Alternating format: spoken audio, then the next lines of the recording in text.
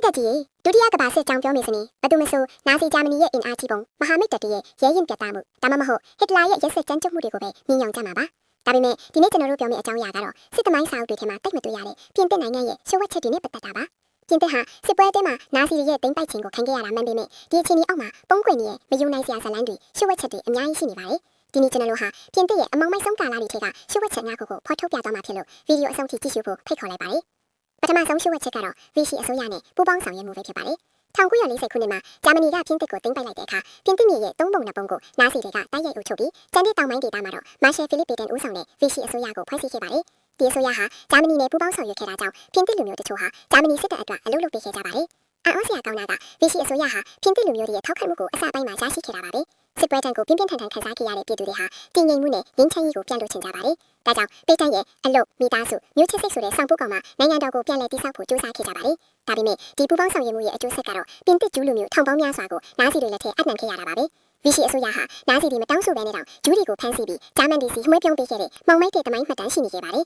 ်ဒုတိယရှုပ်ဝက်ချက်ကတော့ပြင်သစ်တော်လှန်ရေးတပ်ဖွဲ့တွေဖုံးကွယ်ထားတဲ့ဇာတ်လမ်းတွေပါ French Resistance လို့ပြောလိုက်ရင်တစ်တော်တွေထဲမှာပုံအောင်နေတဲ့လက်နက်ကင်တပ်ဖွဲ့တွေကိုပဲမြင်ရောက်ကြမှာပါဒါပေမဲ့တကယ်တော့တော်လှန်ရေးဟာပြင်သစ်လူအဖွဲ့အစည်းရဲ့အလွှာပေါင်းစုံမှာပြန်နိုင်နေခဲ့တာပါဆရာဝန်တွေဒူနာပြုတွေတာသနာဝန်ထမ်းတွေယထာဝန်ထမ်းတွေကျောင်းသားတွေနဲ့အမျိုးသမီးတွေပါမကျန်ရှုပ်ဝက်လုပ်ငန်းတွေမှာပါဝင်ခဲ့ကြပါတယ်ဥပမာကိုမတ်လိုင်းတို့ခေါ်တဲ့ရှုပ်ဝက်ကွင်းရက်တစ်ခုဟာမဟာမိတ်လေတူရဲတွေကိုနာဇီလက်ကနေဘေးလွတ်ရာကိုခိုးထုတ်ရမှထောင်ထဲချီကူညီပေးခဲ့ပါတယ်ဒီကွင်းရက်ကိုဦးဆောင်ခဲ့သူတွေထဲမှာဒေဒေလို့လူသိများတဲ့ဘယ်ဂျီယန်အမျိုးသမီးတဦးနဲ့အသက်80နှစ်အရွယ်အန်မာရီဆိုတဲ့ပြင်သစ်မင်းကလေးငယ်တဦးလည်းပါဝင်ပါတယ်သူတို့ဟာနာဇီတွေရဲ့မျက်စိအောက်ကနေလေတူရဲတွေကိုစပိန်နဲ့ဆက်အထိရှုပ်ဝက်ပို့ဆောင်ပေးခဲ့ကြတာပါဒါပြင်ပြင်သစ်ရထားဝန်ထမ်းတွေဟာလည်းဂျာမန်စစ်တပ်ရဲ့ထောက်ပံ့ပို့ဆောင်ရေးလမ်းကြောင်းတွေကိုနှုံနှင်းအောင်တမင်တမာနှုတ်ရက်ဖျက်ဆီးခဲ့ပြီးမဟာမိတ်တပ်တွေအတွက်အဖို့တန်တဲ့ထောက်ခံရေးတဲ့အချက်လက်တွေကိုလည်းပေးပို့ခဲ့ကြပါတယ်ဒီလိုမျိုးတိတ်တဆိတ်နဲ့ရဲရဲဝင်းဝင်းဆောင်ရွက်ခဲ့ကြတဲ့သူရဲကောင်းတွေရဲ့ဇာတ်လမ်းတွေဟာအများပြည်သူသိရှိအောင်ဖော်ထုတ်ပြသဖို့လိုအပ်ပါတယ်တတိယရှုပ်ဝက်ချက်ကတော့ပြင်သစ်ရဲ့တန်ဖိုးမဖြစ်နိုင်တဲ့အမှုပညာလက်ရာတွေကိုနာဇီလက်ကနေဘယ်လိုကာကွယ်ခဲ့ကြတယ်လဲဆိုတာပါပဲစစ်ပွဲစတင်ကြတဲ့ကပြင်သစ်ဟာသူတို့ရဲ့ကမ္ဘာကျော်အမှုပညာလက်ရာတွေကိုနာဇီတွေလူရက်ဖျက်ဆီးမှာကိုစိုးရိမ်ခဲ့ကြပါတယ်ဒါကြောင့်ပဲမိုနာလီဆာပန်းချီကားလိုမျိုးကမ္ဘာကျော်လက်ရာတွေကိုပန်းချီပြုတ်ခန့်တွေကနေရှုပ်ဝက်ဖယ်ရှားပြီးပြင်သစ်နိုင်ငံအနှံ့ကရဲတိုက်တွေဖုန်ကြီးကျောင်းတွေနဲ့ရှုပ်ဝက်မြေအောက်ခန်းတွေမှာဖွက်ထားခဲ့ကြပါတယ်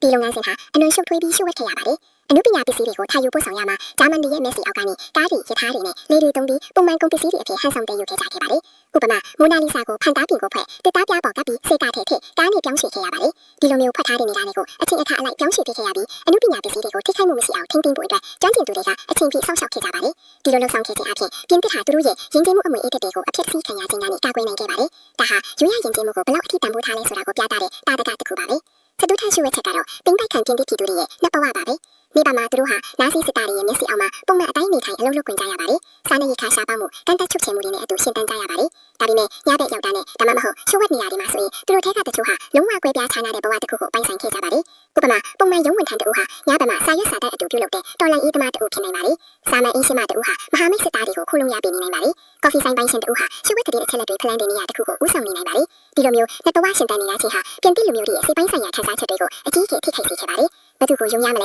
ဲဘသူကသူယူလဲဆိုတာကိုခွဲခြားရခက်တဲ့အခြေအနေမျိုးမှာနေစဉ်နဲ့အမျှနေထိုင်ခဲ့ကြရပါတယ်။အင်းကြီးချင်းအချင်းချင်းမိသားစုဝင်အချင်းချင်းကြားမှာတော့မယုံတင်ကာမှုတွေရှိခဲ့ကြပါတယ်။ဒီလိုမျိုးစိတ်ပိုင်းဆိုင်ရာဖိအားတွေနဲ့ကြောက်ရွံ့မှုတွေကြားကနေလွတ်မြောက်ရေးအတွက်ကြိုးစားခဲ့ကြတဲ့ပြင်သစ်လူမျိုးတွေရဲ့ခိုင်မာတဲ့စိတ်ဓာတ်ကိုဒီအချက်ကနေမြင်တွေ့နိုင်ပါတယ်။ပန်းချမာနဲ့နောက်ဆုံးရှုပ်ဝက်ချက်ကတော့စစ်ပြေးခက်မှာပြင်သစ်မှာဖြစ်ပေါ်ခဲ့တဲ့လက်စားချေမှုတွေပါပဲ1944ခုနှစ်မှာပြင်သစ်လွတ်မြောက်ပြီးတဲ့နောက်နာဇီတွေနဲ့ပူးပေါင်းဆောင်ရွက်ခဲ့တဲ့ပြင်သစ်လူမျိုးတွေကိုပြည်သူတွေကအကြီးအကျယ်လက်စားချေခဲ့ကြပါတယ်ဒီလုပ်ငန်းတွေကို Operation Sauvage-Daman ခုရိုင်းဆိုင်တော်တန်ဆင်ခြင်းလို့ခေါ်ဆိုခဲ့ကြပါတယ်အများအားဖြင့်အမျိုးသမီးတွေဖြစ်ကြတဲ့ဂျာမန်စစ်သားတွေနဲ့အခြေဆက်လန်းရှိခဲ့သူတွေကိုခေါင်းတုံးတုံးပြီးမြို့ထဲမှာလွှတ်ပတ်ပြသခဲ့ကြပါတယ်တချို့ဆိုရင်ဇိုင်းနဲ့နှိမ့်ဆက်ခံရပြီးတပ်ဖြတ်ခံရတာတွေတောင်ရှိခဲ့ပါတယ်ဒီလိုလုပ်ငန်းတွေဟာတရားစီရင်ရေးစနစ်နဲ့မသက်ဆိုင်ပဲပြည်သူလူထုရဲ့အမျက်တိုးတာနဲ့စန္ဒအလိုက်ရောက်လှုပ်ဆောင်ခဲ့ကြတာပါစစ်ပြီးခါစားမှာလူပေါင်း1000ကျော်ဟာဒီလိုလက်စားချေမှုတွေကြောင့်တည်ဆုံးခဲ့ရတယ်လို့ခန့်မှန်းရပါတယ်ဒါပေမဲ့နောက်ပိုင်းမှာတော့ယာယီအစိုးရကတရားဝင်တရားစီရင်သူတွေကိုပြုလုပ်ခဲ့ပြီးပူးပေါင်းဆောင်ရွက်သူထောင်ပေါင်းများစွာကိုထောင်ဒဏ်တည်တန်းစားတဲ့ဖြစ်တံတွေချမှတ်ခဲ့ပါတယ်ဒီဖြစ်ရပ်တွေကစစ်ပွဲရဲ့နောက်ဆက်တွဲအနေနဲ့လူအဖွဲ့အစည်းတစ်ခုလုံးဘယ်လောက်အထိပြိုကွဲပျက်စီးသွားနိုင်လဲခါးတီးမှုတွေဘယ်လောက်အထိတန်ရှင်းနေနိုင်လဲဆိုတာကိုပြသနေပါတယ်ပရိသတ်ကြီးဒီနေ့ကျွန်တော်တို့ဖော်ထုတ်ပြခဲ့တဲ့ပြင်သစ်ရဲ့ဒုတိယကမ္ဘာစစ်ကာလရှုပ်ဝက်ချက်များခုဟာတမိုင်းရဲ့ရှုပ်ထွေးနေမှုတွေကိုပြသနေပါတယ်